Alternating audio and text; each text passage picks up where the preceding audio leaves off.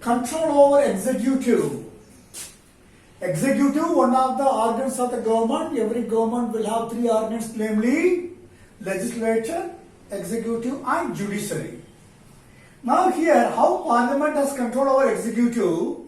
Members of the both houses can put questions to the ministers about the work of their departments. Both houses, what are they? Lok Sabha and Rajya Sabha members can question the government regarding a particular department. The minister concerned will have to give a proper reply. So anybody can question. The Council of Ministers is responsible to Lok Sabha only. Who are Council of Ministers? Education Minister Pokhriyal, and Defence Minister Rajnath Singh, and Finance Minister Nirmala Sitharaman. They are all called Council of Ministers. They are always responsible to the Lok Sabha only. Rajya Sabha cannot pass a motion expressing no confidence in the Council of Ministers if the Rajya Sabha members are not happy the way the government is performing, the way the ministers are performing, and they cannot go for any no confidence motion. Yesterday we came across, but even adjournment motion indicating a strong approval of the policy of government is moved only in the Lok Sabha. What is adjournment motion? Commission and omission of the department. The related minister will have to give suitable answer. Suppose people are dying by consuming illicit liquor, and as a result, the minister concerned, they are supposed to be accountable, answerable, and suppose in a public place, an IAS officer or an IPS officer is shot dead by some miscreants or wrong elements, and that's also one of the blots or blight of the government. So whenever this kind of things take place, anybody can move adjournment motion. That has been moved only in the Lok Sabha, not in Rajya Sabha. Okay, so adjournment motion for the matter, and questioning the department, the ministers for the matter. Here the Lok Sabha has a major say, because no confidence motion, adjournment motion, these are all something which the opposition has that can be used only in the Lok Sabha, not in the Rajya Sabha. That's one of the things we should remember.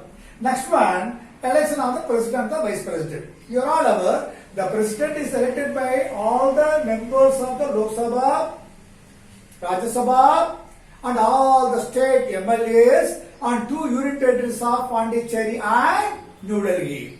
When it comes to election of the vice president, only the Lok Sabha and Rajya Sabha members elect the vice president. So having said that, every elected member of the parliament stands on equal footing, means on equal chance in the election of president and the vice president. However, the Lok Sabha has a greater say on such matters because of the strength of its members.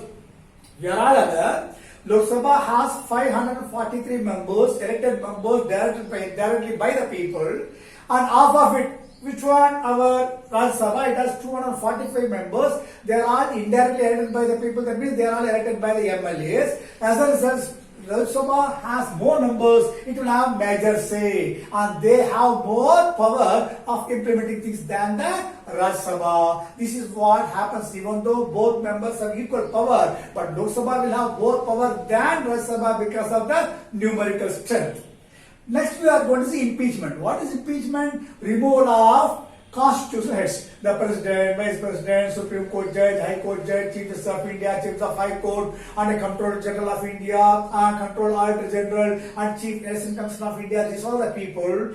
Even though they are appointed by the president, when it comes to removal, it has to be done only through parliament impeachment motion. Okay. So having said that, impeachment is all about in matters of impeachment of the president, or judges of Supreme Court, or chief justices of High Court, and chief justice of Supreme Court, all chief justices of India, all those things. If at all they want to remove them, they have absolute equal powers. When it can be initiated in the Lok Sabha, you know that absolute majority, two-thirds majority, it has to be passed, and it has to go to other house. There also it has to be passed with two-thirds majority. Then it has to be sent for the approval of the president. When the president signs the order, that particular man stands removed. So this process can have under equal power where Lok Sabha as well as Rajya Sabha, impeachment can be initiated in either house, has an equal say in the judgment. So whether it's introduced to Lok Sabha and went up to Rajya Sabha and at last it was signed by the president, or it was introduced in the Rajya Sabha and goes to Lok Sabha and comes back to the president where he signs. So let it be introduced, initiated any house,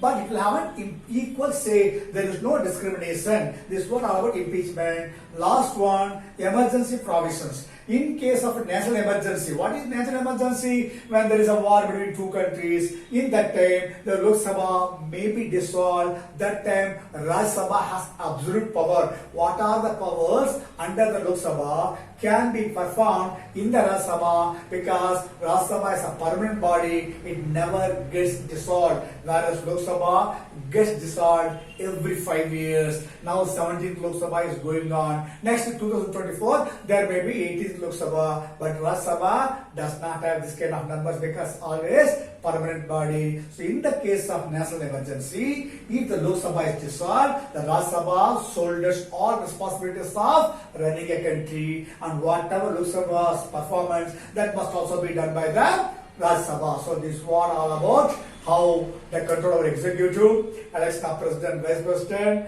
and impeachment, emergency provisions we have seen and my children. So with this lesson comes to an end. Last, not the least, we are going to see today's Jammu and Kashmir.